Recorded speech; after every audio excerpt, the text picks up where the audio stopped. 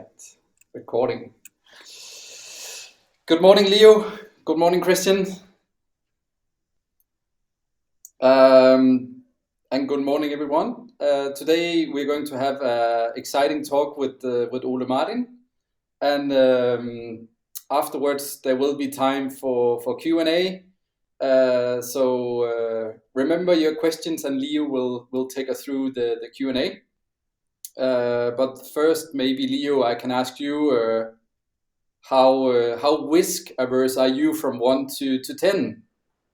Oh yeah, thank you. Yeah, I'm about 6. I own some crypto. I have a pension fund at Kron. I have most in like a typical Norwegian in funds. So yeah, I would say about 6. All right. I don't think I can answer the question. I guess it really depends. But sometimes I'm really risk averse. Other times I'm not. But that's sort of the subject we are going to discuss today, and talk to a person who is definitely trying to deal with this thing. So with no further introduction, welcome Ole Martin. Thank you so much. Thanks for having me. For those who don't know Ole Martin, you are the CPO in Kron. I've been there for almost 2 years, if your LinkedIn profile is correct. Yep. I'll shortly give the word to you, but I noticed that you have design as a background in the discipline, which I think is really interesting to hear a bit more coming into product from a design background. So that will be one of my questions later on, but I'll keep it for now. But I think to just take it away, Ole Martin, we are definitely interesting to hear the journey of Kron from a product perspective. Great. I'll try to share my screen, and hopefully this will work as it should. Can you see my screen now? Yeah. So I can't see you guys, but that's usually how this ends up being. But I'll take it off afterwards, so then I can probably see your faces again. Yeah, so my name is Ole Martin. As you mentioned, I'm a designer primarily. That's sort of where I'm coming from. Been a designer since I was about 14 years old, sitting in my parents' basement and discovering digital products for the first time, building websites. And then I went to Hyper Island in Sweden. And then I started working in various design agencies before starting to work at Bakken & Beck, which was, I think, one of the first agencies in Norway that truly focused on building products and not just sort of websites. So with them, I was a product manager for hire and a design lead on a lot of different products. And I think that's essentially what got me interested in not just sort of designing product, but also leading teams, building it, and setting direction and pace. So I worked with Oda, Produkleder.no, Morgenlevering. I was actually one of the people that invented Morgenlevering back in the days, which hopefully some of you have had the pleasure of using. It's a nice service. I was part of building Kron from the start in 2016 as a manager for hire, a design lead. Built some stuff for DNB. I made Lips Orange with my team at Bakken & Beck. I worked a lot with Coinbase over the years and Sats, and also had the pleasure of working with Marius, who we listened to not so long ago from Rutini for a short period on the Rutini project. I think sort of coming from a design background, being a product manager or now a CPO, I think it gives tremendous amounts of flexibility and sort of power, at least in the early stage of an initiative or a product. Being able to sort of set a vision, not just sort of textually or strategically, but also visually, is a really powerful tool. And for me, I think that has been, at least as my role in Bakken & Beck sort of grew, it was sort of what enabled me to convince, I think, clients on sort of the vision I had. And also it's it's a very good way of aligning people when you're able to sort of visualize something. It's easier to get a following, and it's easier to create sort of ownership into what you're going to be building. So that's a little bit about me. In Kron, we've been a company for almost 5 years now. We launched in 2017, and our mission is basically trying to make good investments available for everyone. And the truth is that it sort of hasn't been that way, and it still isn't. I would say good investments have been primarily sort of accessible, at least in Norway, for people with a lot of money or a lot of time or a lot of interest.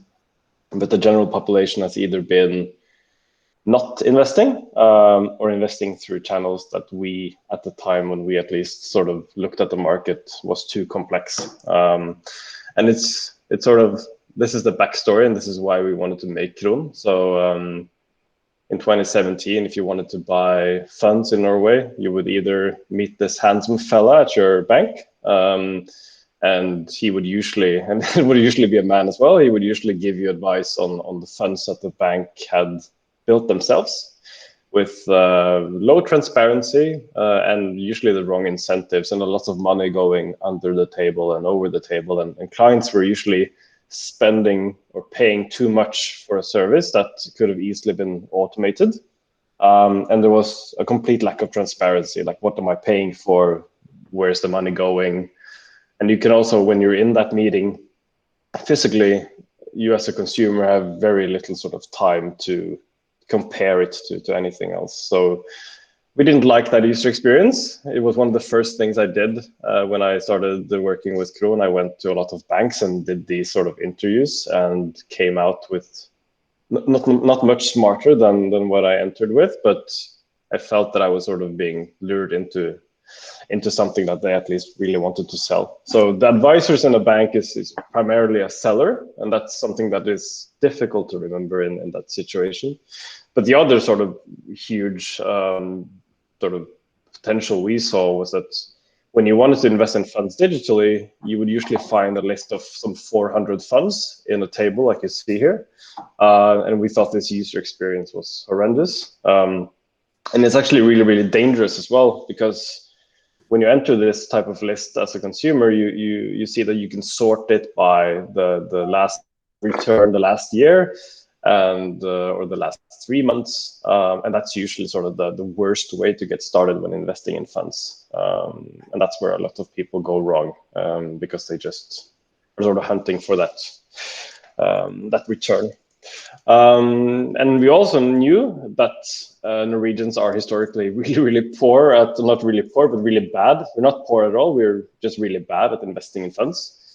Our neighbors invest 3 times more than us. And in 2017, only about 3 out of 10 in Norway invested in funds, whereas in Sweden, it was almost 9 out of 10.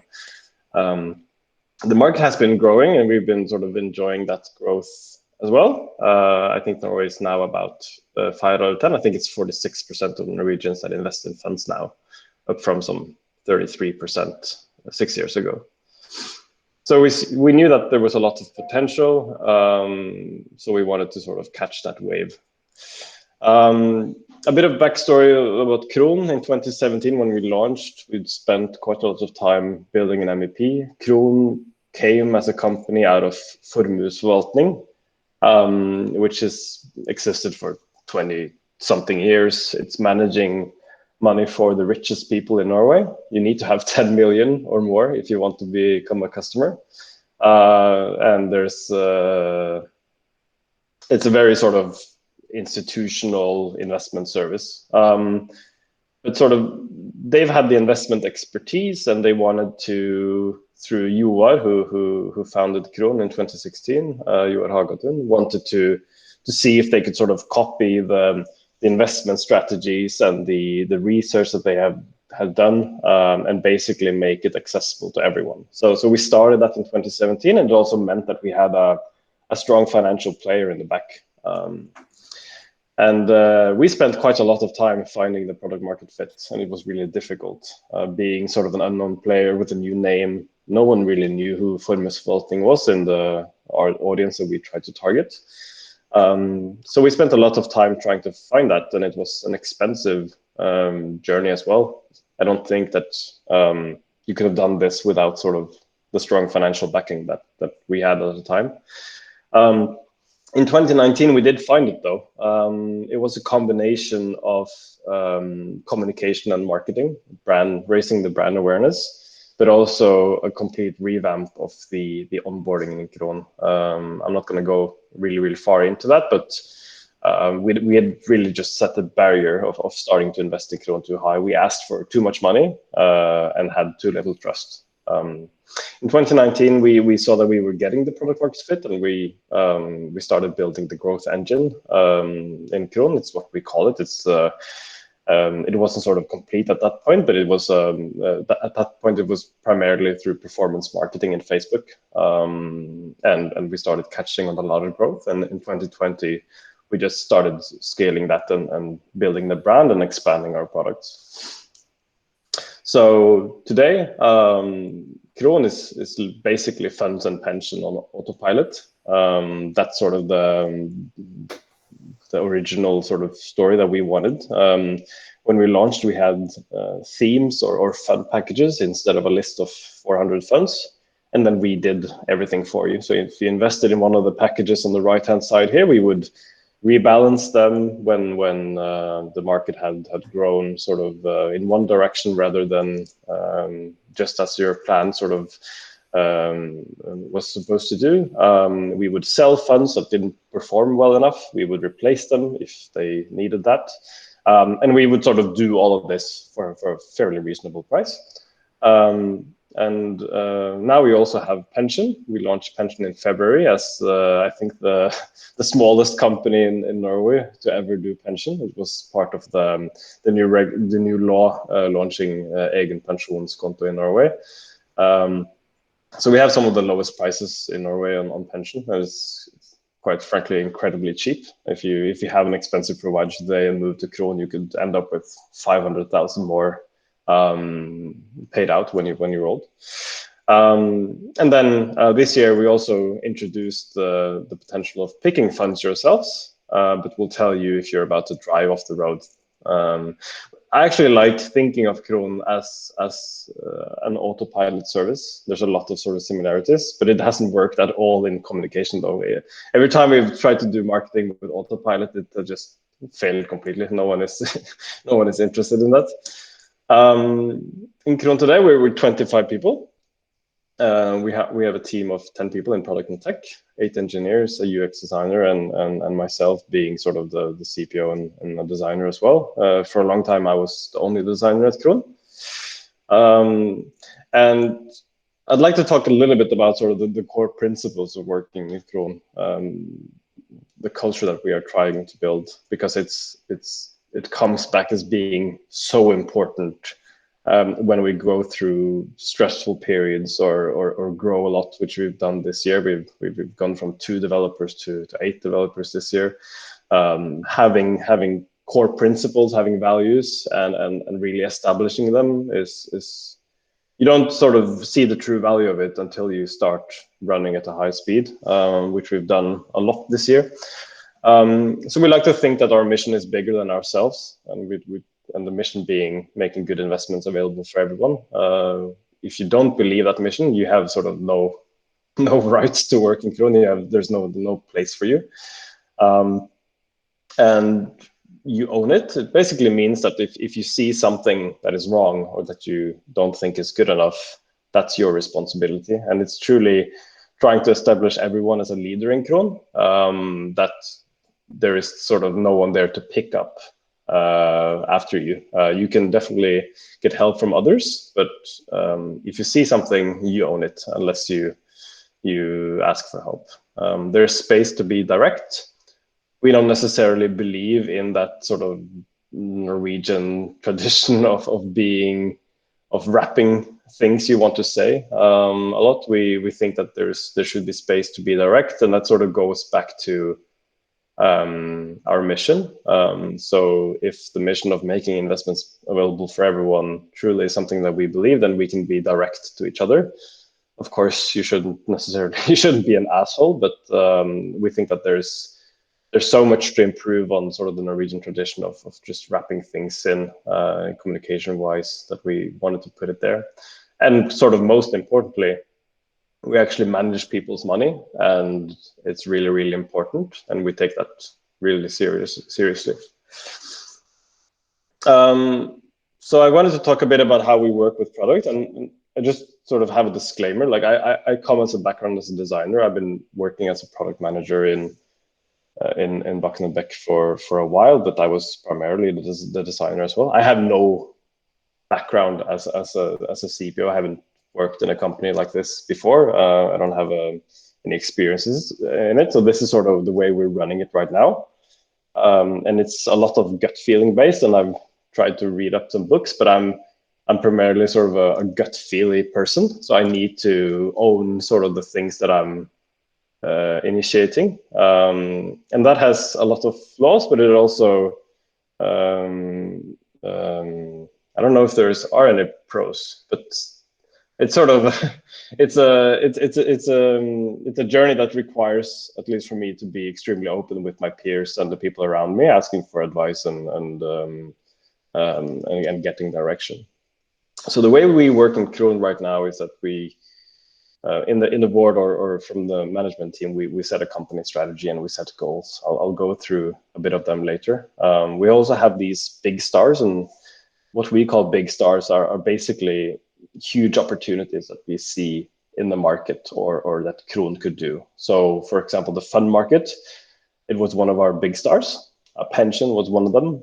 So it's a strategic initiative that we know will take more time than say building a small feature, and they take a higher place and a higher priority in a roadmap. They also require more planning, and they also require more investments from us in other parts of the company. And then I've established what I call a product board in the company. It's a bi-weekly group that I'm leading, and the CTO is involved in that. The CMO is involved in that. The COO, meaning the operations leader, who's also the closest to our customer service, and the growth lead, or today the front end lead is there as well. And it's a bi-weekly meeting. The purpose of that is changes a bit from time to time, but it's basically to have an ear to the ground in all parts of the company. What are the customers talking about? What are we experiencing in marketing? What do we have in the roadmap coming ahead? Do we need to scope that? Do we need to discuss that? How have the sort of efforts we've done previously worked? And I found that to be tremendously effective in aligning a huge or sort of a big part of the organization in a very, very fast way. I think when you're running the product of a very product-focused company like Kron, it's important that everyone has an understanding of what's happening with the product right now and what's going to happen in the near future. That goes for everyone who works on customer service. That goes from everyone who works in marketing. What are we marketing the next week? What are we doing the next couple of months? And I think when we're building new things, having them not only sort of understand what we're building, but actually being part of planning it, being part of scoping it, being part of discussing it is really, really helpful when you're trying to build ownership and sort of set a high pace in the organization. And out of the product board, we define the roadmap. We prioritize the roadmap, and we do it in a 3 to 6 month sort of interval. And we gradually, or sort of we continuously look at it. And there's one rule: if it doesn't answer to our goals, we never do it. So we need to be extremely ruthless in our prioritizations. Like, we cannot allow to have any initiatives there that doesn't answer to our goals. And they need to, the things that end up in the roadmap needs to be sort of laid out in a way that we can build a strong sense of ownership to the people who will eventually pick it up. So we have 3 sort of overarching company goals, and they all have KPIs. It's rocket growth, loved by our users, and smarter every day. And I'll just sort of talk a bit about them. So the rocket growth should be fairly simple. Like it goes into measuring how many clients we have and how much they've invested. Loved by users is a bit under development. So right now it's measuring engagement on a daily active users and a monthly active users ratio. And then we're working on an aggregated, what we call a happy index. So it's still work in progress. So we're measuring it in a sort of a few different ways right now. So it's a combination of app ratings, a bi-yearly customer survey, and feedback that we get through the what we call sort of the customer involvement sort of initiative that we're running. And then the smarter every day is basically trying to automate as many things as we can within our service. We have a small team of 25 people, and there's a lot of things in Kron today, and I would say there's fewer things in Kron compared to our competitors, but at least our competitors are usually driven by a huge sort of back office where transactions are being taken care of. Everything from investments to transfers from bank accounts to other services is very, very labor intensive, and we think that we need to automate a lot of it. There's also the self-service part, basically translating to the UX, like how many requests are we getting on a weekly basis for how do I find this, how do I do this? That needs to be clear. And we've done sort of sprints on this before that has been so effective, where we sort of looked at the client's feedback and basically just improved 10 different flows in the application and basically seen that it's completely reduced the amount of questions. And in the end, this sort of all boils down to the capital efficiency, being a scale up that are still sort of we need investors for to be able to continue growing. So capital efficiency is sort of the sum of these parts. How do we spend our time and money? I can talk a bit about sort of how we work with the roadmap. This is a screenshot that I just took out. I didn't know who would be seeing this in the end, so I just took out sort of what was in the roadmap. But we have some principles when we work with the roadmap. So I'm a big fan of combining gut feel with insight. I don't think that we can, with a small company, be able to run as fast as we need if we just base everything on insights. Having a senior team of management and engineers, I think that we can do a lot of things with gut feel. I just think that we need to be sort of ruthless in analyzing and sort of challenging our gut feel. That's important. We need to stay close to our users. I think I mentioned this before. We have our UX designer is leading sort of the customer involvement initiative. So we talk to, I think, 5 to 10 users every week or 2 weeks. And then ultimately, I think we just strive to create a lot of ownership in the engineers and the teams that are working on what we're doing. So we focus on why we're building it, what goal does it help us reach, and trying to really pitch the story of why every single thing that we're doing is a part of sort of helping us reach these goals. We talk a lot about what we're willing to invest in it. If you haven't read the book Shape Up from is it Ryan Singer? I don't remember. I would truly recommend it. I think there's some really, really good points in sort of how you scope and discuss initiatives, but also how you pitch them to the team and run through with it. And then what are the unknowns, risks, and the unknowns opportunities when we sort of start scoping projects.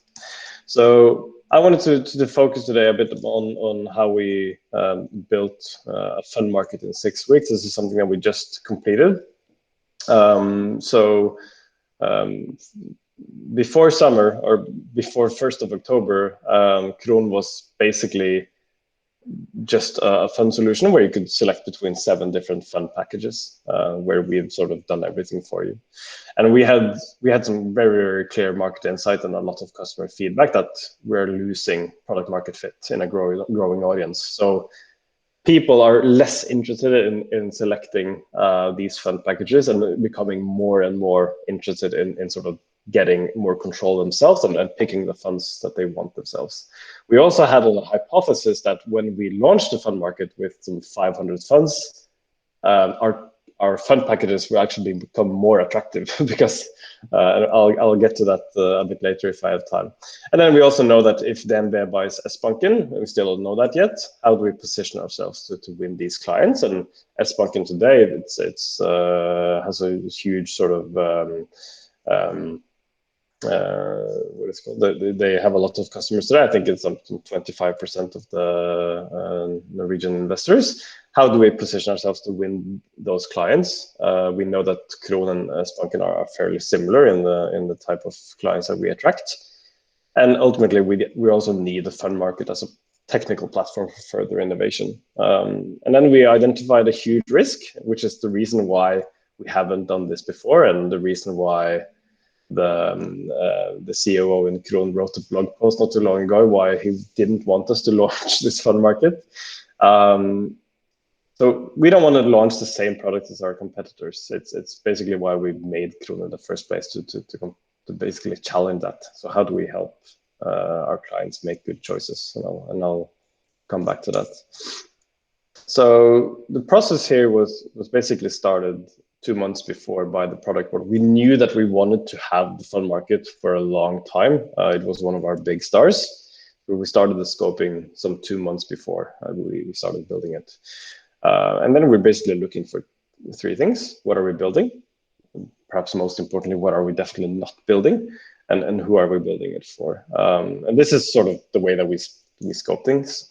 And I see I have an incomplete sentence there. I think I wrote this just before the meeting. About a week or 2 weeks before we started involving parts of the team in completing the scoping. And then we ultimately sort of complete the scoping the first week of the project. When we start a project like this, which is quite big, we need to have a good idea of the UX and the flows before we started. So I've been working on this from a sort of UX perspective for quite a long time. And the goal is basically to have the main sort of idea of the flows before we involve the rest of the team.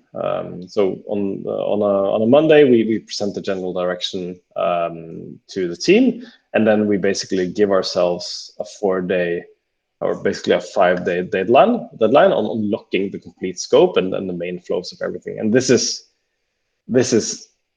I would say the reason why we managed to build this, but also perhaps the most challenging part, because it requires everyone to get sort of this under their skin and be able to challenge what they think is difficult and what they see as challenges.